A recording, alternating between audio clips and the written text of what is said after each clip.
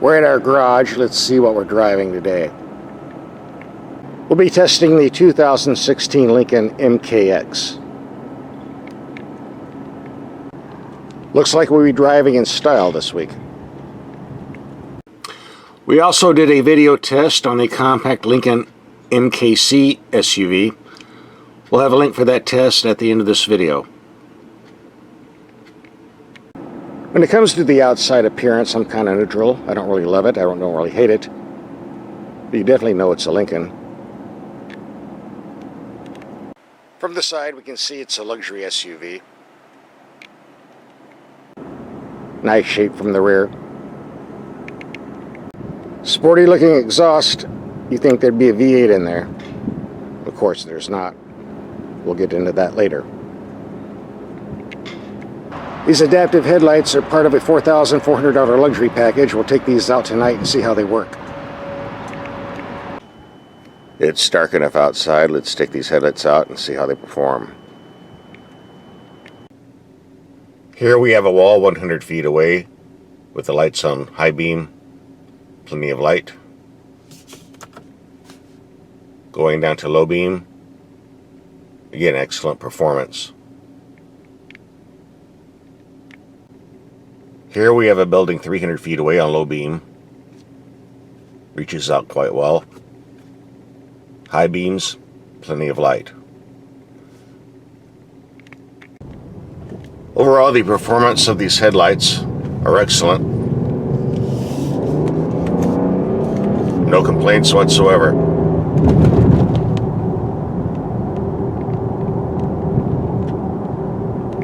I do like the white platinum paint job at $695 extra, but not only does it look nice, it reflects heat, which is very important if you live in hot climates.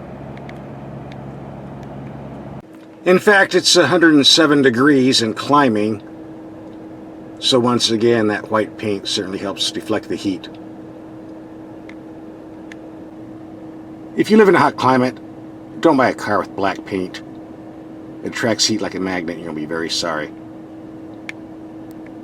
The base engine is a 3.7 liter V6 putting out 303 horsepower, rated at 17 to 26 mpg. We have the optional 2.7 liter turbo putting out 335 horsepower, also rated at 17 to 26 mpg. In this case, the mileage rating drops to 17 to 24 because we have the all-wheel drive system for better traction. If you have a habit of driving in mud, snow, or sand, all-wheel drive is a great idea and worth the money. If you don't have a habit of driving those conditions, it's kind of a waste of money because it just uses more fuel for nothing. Your choice. This is a nice modern cabin design. We're getting a lot of reflection here because of the large panorama glass roof, which I'm going to have to close when we get out of the shade because it's climbed up to 110 degrees now. Nice roomy second row seating. So let's look at some of the other positive features we have in the cabin. We have a nice gauge cluster. Nice steering wheel controls. Paddle shifters on the steering wheel where they belong, not on the steering column where they don't belong.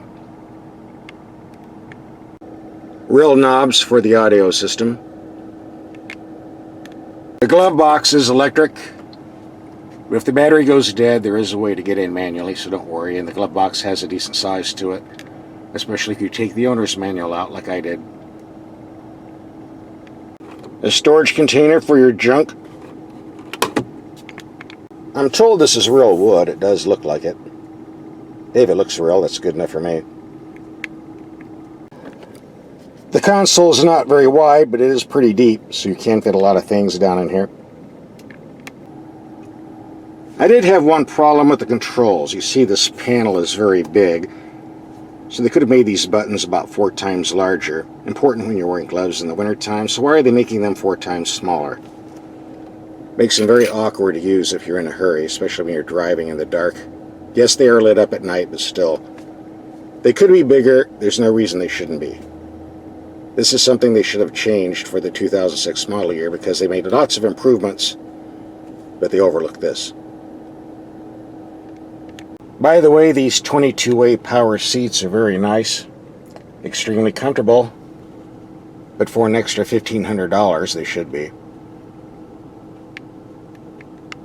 This is definitely one of the most impressive engines I've ever driven. To think a tiny little 2.7 liter can propel this 4,000 pound monster with such ease.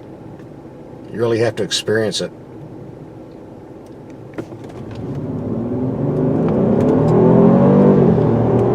You're talking 0 to 60 in about 6 seconds in two-wheel drive.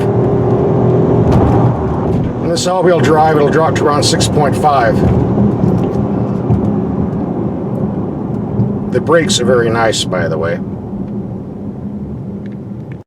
I'm told the power steering system on this vehicle is electric, not hydraulic. But hey, it feels hydraulic, has great feel and feedback, so I don't care how it's made, I just know it works quite well. The ride comfort of the two-wheel drive version on the MKX is very comfortable. But on the all-wheel drive vehicle, you got automatic dampers, and it kind of creates a slightly harsh ride on rough pavement. And certainly these large 20-inch wheels and tires add to the problem, bouncing around on potholes. But it's not that serious, you'll get used to it. This vehicle had one option called the lane departure warning system. The way it works, if you cross the center line without using a turn signal, the steering wheel freezes, shakes, warns you you're going in the wrong lane. If you have a habit of falling asleep or texting, I guess it's a good feature. I don't do that. I find the whole system very annoying. And fortunately, you can turn it off by pressing a button, and it stays that way, which is what I did. But hey, if you like it, order it. It's part of a so-called safety package, only $1,650. I think I could find better ways to spend that money, but hey, it's up to you. Wonder what they're building here. Let's go take a look. Not another Walmart, please. How many do we need in this town? Well, there goes the neighborhood. I stated earlier in the video I was very impressed with this 2.7 liter engine. I still am. It drives great. Unfortunately, you don't get something for nothing, and when you put out the horsepower of a V8, you usually get the gas mileage of a V8, and the 17 to 24 MPG with an average of 19 MPG that's on the window sticker, I didn't do any better. And by the way, it takes premium fuel. But hey, if you can afford the Lincoln, you can afford to feed it, right? The 2.7 liter turbo is a $2,000 option, but well worth the cost. And speaking of cost, the base price of the Lincoln MKX is $39,000. Ours was loaded up with about everything, so it was a wee bit more. $63,275 plus tax. Hey, I told you we were going to be driving in style. Hey, the high price doesn't bother me. It is what it is. A luxury vehicle. But charging an extra $75 for floor mats, I mean, come on, guys. This is a $60,000 car. Shouldn't that be standard? Almost all car companies do this. I don't get it. By the way, we did take this off-road with high ground clearance and all-wheel drive traction. It did great. Unfortunately, somebody lost that footage. I don't think it was me.